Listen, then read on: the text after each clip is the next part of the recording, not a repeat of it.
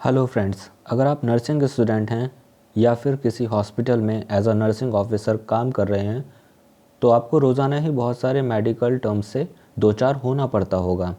इनमें से बहुत से टर्म्स का मीनिंग आपको पता भी नहीं होगा और बहुत से टर्म्स तो ऐसे भी होंगे जिनको आपने पहले कभी सुना भी नहीं होगा। लेकिन friends, being a nursing professional आपके लिए इन सभी मेडिकल टर्म्स को अच्छे से जानना बहुत ज़्यादा ज़रूरी है, क्योंकि इन्हीं मेडिकल टर्म्स के बेसिस पर हमें एक पेशेंट की डिजीज़ कंडीशन के बारे में सभी चीज़ें एक्यूरेटली पता चल पाती हैं। इसके अलावा इन मेडिकल टर्म्स के बारे में अच्छे से जानना इसलिए भी बहुत ज़्यादा ज़रूरी है क्योंकि सभी तरह के नर्सिंग रिक्रूटमेंट एग्ज़ाम्स में इन मेडिकल टर्म्स से रिलेटेड बहुत सारे क्वेश्चंस पूछे जाते हैं। अगर आपको इन मेडिकल टर्म्स का मीनिंग बिल्कुल सही पता होगा तो किसी भी तरह के नर्सिंग रिक्रूटमेंट एग्ज़ाम्स में आप बहुत अच्छा स्कोर कर सकते हैं। इसीलिए फ्रेंड्स, आज के इस वीडियो में मैं आशीष सिंह आपके लिए एक बार फिर से लेकर आया हूँ कुछ बेसिक मेडिकल टर्म्स, जिनको मैं आपके लिए यहाँ पर एक्सप्लेन भी करूँगा। तो फ्रेंड्स, स्वागत है आपका हमारे YouTube चैनल हॉस्पिटल नौकरी में। और आइए अब शुरू करते हैं हम आज के वीडियो को अपने पहले मेडिकल टर्म के साथ। तो फ्रेंड्स, हमारा पहला टर्म है blood pressure. Blood pressure arteries में बहते हुए ब्लड के कारण उनकी दीवारों पर लगने वाले प्रेशर को कहा जाता है। आर्टरीज वो ब्लड वेसल्स होती हैं जो हार्ट से पंप होने वाले ब्लड को शरीर के सभी टिश्यूज़ और ग्लैंड्स तक लेकर जाती हैं। हार्ट ब्लड को आर्टरीज में पंप करके आर्टरीज में ब्लड सर्कुलेशन को रेगुलेट करता है और इन आर्टरीज पर ब्लड के द्वारा लगने वाले प्रेशर को ही ब्लड प्रेशर कहा जाता है। किसी भी व्यक्ति का blood pressure systolic by diastolic blood pressure के रूप में व्यक्त किया जाता है, जैसे कि 120/80। सिस्टोलिक ब्लड प्रेशर यानी कि ऊपर वाला नंबर आर्टरीज में प्रेशर को दर्शाता है। इसमें हार्ट की मसल्स कॉन्ट्रैक्ट होकर आर्टरीज में ब्लड को पंप करती हैं। डायस्टोलिक ब्लड प्रेशर यानी कि नीचे वाला नंबर आर्टरीज में उस प्रेशर को दर्शाता है जब कॉन्ट्रैक्शन के बाद हार्ट की मसल्स रिलैक्स हो जाती हैं। ब्लड प्रेशर हमेशा उस समय अधिक होता है जब हार्ट ब्लड को पंप कर रहा होता है और हार्ट के रिलैक्स होने पर ब्लड प्रेशर कम हो जाता है। एक स्वस्थ व्यक्ति का सामान्य सिस्टोलिक ब्लड प्रेशर 90 से 120 mmHg के बीच होता है, जबकि उसका सामान्य डायस्टोलिक ब्लड प्रेशर 60 से 80 mmHg के बीच में होता है। वर्तमान दिशा निर्देशों के अनुसार फ्रेंड्स, एक स्वस्थ वयस्क व्यक्ति का सामान्य ब्लड प्रेशर 120/80 mmHg होना चाहिए। ब्लड प्रेशर को जिस इंस्ट्रूमेंट से मापते हैं उसका नाम होता है स्फिग्मोमैनोमीटर। आइए फ्रेंड्स, अब बढ़ते हैं अपने नेक्स्ट टर्म की तरफ। हमारा नेक्स्ट मेडिकल टर्म है यूपनिया। ह्यूमन रेस्पिरेटरी सिस्टम में यूपनिया नॉर्मल, अच्छी और अनलेबर्ड ब्रीदिंग को कहते हैं। इसे अक्सर क्वाइट ब्रीदिंग या रेस्टिंग रेस्पिरेटरी रेट भी कहा जाता है। यूपनिया में किसी भी वॉल्यूशनल एफर्ट की ज़रूरत नहीं होती है, लेकिन ये तब होता है जब पर्सन रेस्ट की नेचुरल स्टेट में होता है, यानी जब उनके एनवायरनमेंट में कोई भी क्लियर और प्रेजेंट डेंजर नहीं होता है। यूपनिया में एक्सपीरेशन केवल लंग्स की इलास्टिक रिकॉइलिंग को रेगुलेट करता है।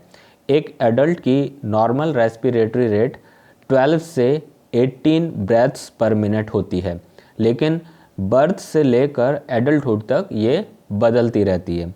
यानी बर्थ के समय न्यूबॉर्न का नॉर्मल रेस्पिरेटरी रेट 30 से 50 ब्रेथ्स पर मिनट होता है।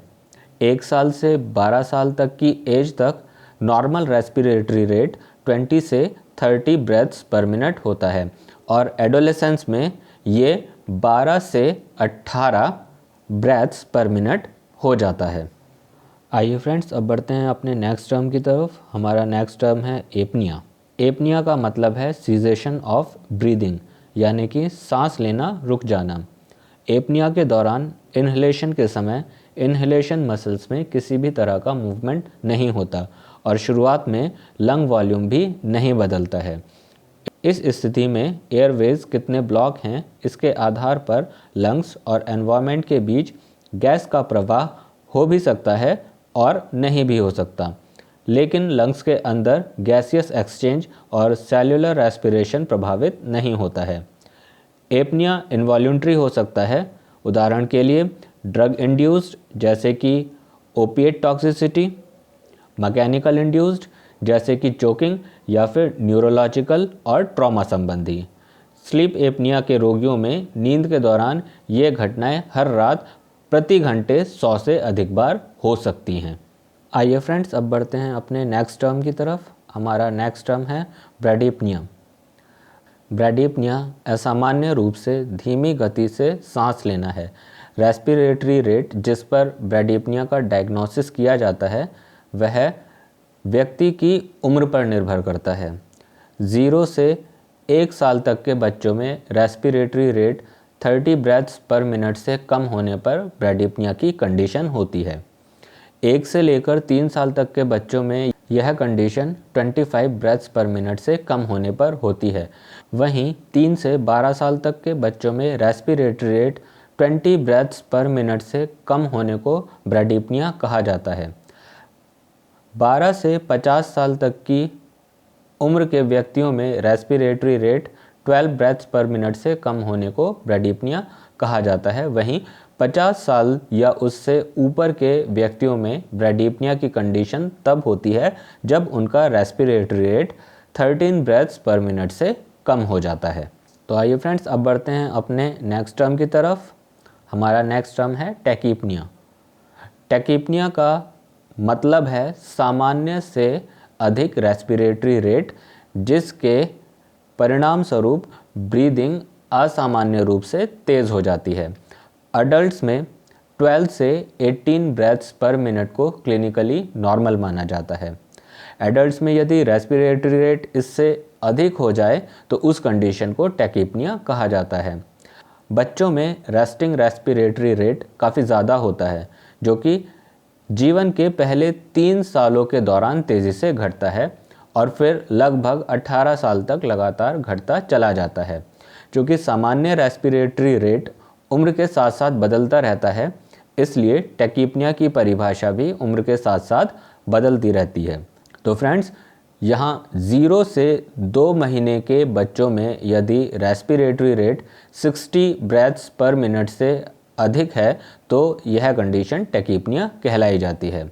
2 से 12 महीनों के बच्चों में रेस्पिरेटरी रेट 50 ब्रेथ्स पर मिनट से अधिक होने को टैकीपनिया कहते हैं। वहीं अगर 1 से 5 साल तक के बच्चों की बात करें तो उनमें रेस्पिरेटरी रेट 40 ब्रेथ्स पर मिनट से अधिक होने को टैकीपनिया कहा जाता है।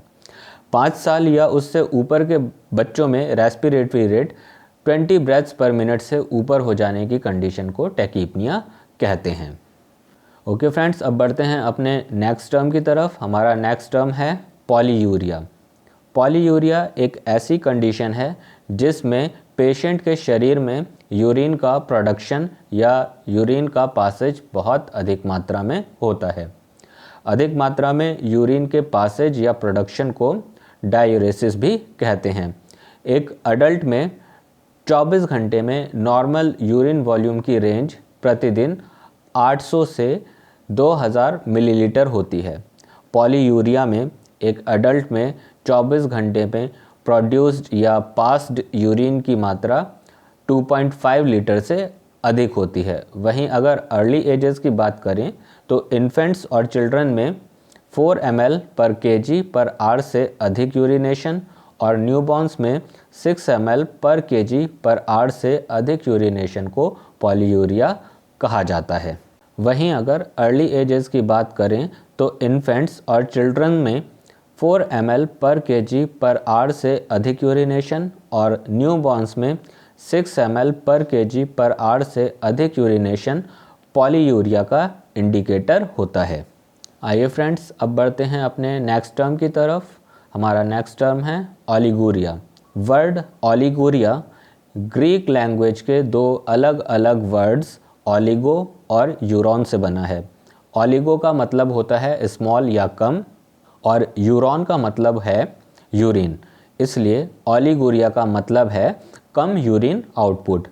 ओलिगोरिया एक ऐसी कंडीशन है जिसमें एक अडल्ट का 24 घंटे का यूरिनरी आउटपुट 400 ml से कम लेकिन 80 ml से ज़्यादा होता है। ओलिगोरिया को इन्फेंट्स में 1 ml पर kg पर आवर से कम और चिल्ड्रन में 0.5 ml पर kg पर आवर से कम के रूप में परिभाषित किया जाता है। आइए फ्रेंड्स, अब बढ़ते हैं अपने नेक्स्ट टर्म की तरफ। हमारा नेक्स्ट मेडिकल टर्म है एन्यूरिया। एन्यूरिया का मतलब है नॉन पासेज ऑफ यूरिन या एब्सेंस ऑफ यूरिन। इसे 24 घंटों में 100 मिलीलीटर से कम यूरिन पास करने के रूप में परिभाषित किया जाता है। एन्यूरिया अक्सर किडनी के फंक्शन में फेलियर की वजह से होता है। ये किडनी स्टोन या ट्यूमर जैसे कुछ सीवियर ऑब्स्ट्रक्शन की वजह से भी हो सकता है। दोस्तों, ये and stage of kidney disease के साथ भी हो सकता है। और अब देख लेते हैं अपना next medical term. Next medical term है इस्कीमिया। इस्कीमिया एक ऐसी समस्या है जिसमें शरीर के किसी भी टिश्यू, मसल ग्रुप या बॉडी पार्ट में ब्लड सप्लाई की कमी हो जाती है, जिससे सेल्यूलर मेटाबॉलिज्म के लिए ज़रूरी ऑक्सीजन की कमी हो जाती है। उदाहरण के लिए जैसे मायोकार्डिया इस्कीमिया वाले पेशेंट्स के हार्ट में ब्लड का फ्लो कम हो जाना। इस्कीमिया आमतौर पर ब्लड वेसल्स की समस्याओं की वजह से होता है, जिसके परिणाम स्वरूप टिश्यूज़ डैमेज होने लगते हैं या टिश्यू डिसफंक्शन की समस्या हो जाती है। और इसके अलावा माइक्रो ब्लड वेसल्स के डिसफंक्शन की समस्या भी हो जाती है। इस्कीमिया में न केवल ऑक्सीजन की कमी होती है बल्कि न्यूट्रिएंट्स की अवेलेबिलिटी में भी कमी हो जाती है और मेटाबॉलिक वेस्ट का रिमूवल भी पूरी तरह से नहीं हो पाता है। इस्कीमिया में ब्लड फ्लो में पार्शियल या कंप्लीट ब्लॉकेज हो सकती है। और अब फ्रेंड्स बढ़ते हैं अपने नेक्स्ट मेडिकल टर्म की तरफ। हमारा नेक्स्ट मेडिकल टर्म है एकाइमोसिस। एकाइमोसिस में स्किन का डिस्कलरेशन हो जाता है, जो कि सबक्यूटेनियस टिश्यूज़ के नीचे की ब्लड वेसल से ब्लड के लीक आउट होने की वजह से होता है। इसे ब्लीडिंग अंडर स्किन भी कहा जाता है। एकाइमोसिस किसी ट्रॉमा की वजह से नहीं होता बल्कि पैथोफिजियोलॉजिकल सेल फंक्शन की वजह से हो सकता है। एकाइमोसिस में बने स्पॉट्स का डायमीटर 10 मिलीमीटर से ज़्यादा होता है। जैसे जैसे टिश्यूज़ ठीक होते चले जाते हैं, एकाइमोसिस का एरिया पर्पल या ब्लैकिश ब्लू से पीले या हरे रंग में बदल सकता है। तो फ्रेंड्स, ये था हमारा आज का वीडियो जिसमें हमने बहुत सारे मेडिकल टर्म्स के बारे में जाना। ये सभी medical terms nursing recruitment exams के पॉइंट ऑफ व्यू से बहुत ही ज़्यादा इम्पॉर्टेंट हैं। आई होप कि ये वीडियो आपके लिए बहुत ही ज़्यादा हेल्पफुल रहा होगा और इससे आपकी नॉलेज भी काफ़ी बड़ी होगी। हम आगे भी आपके लिए डिफरेंट मेडिकल टर्म्स से जुड़े हुए वीडियोस लेकर आते रहेंगे। तो फ्रेंड्स, अगर आपने अभी तक हमारे YouTube चैनल को सब्सक्राइब नहीं किया है तो आप हमारे YouTube चैनल हॉस्पिटल नौकरी को ज़रूर सब्सक्राइब कर लें और साथ ही बेल आइकन को भी प्रेस कर दें ताकि जो भी नए वीडियोस बने वो सबसे पहले आपके पास तक पहुंच जाएं। Thank you so much for watching.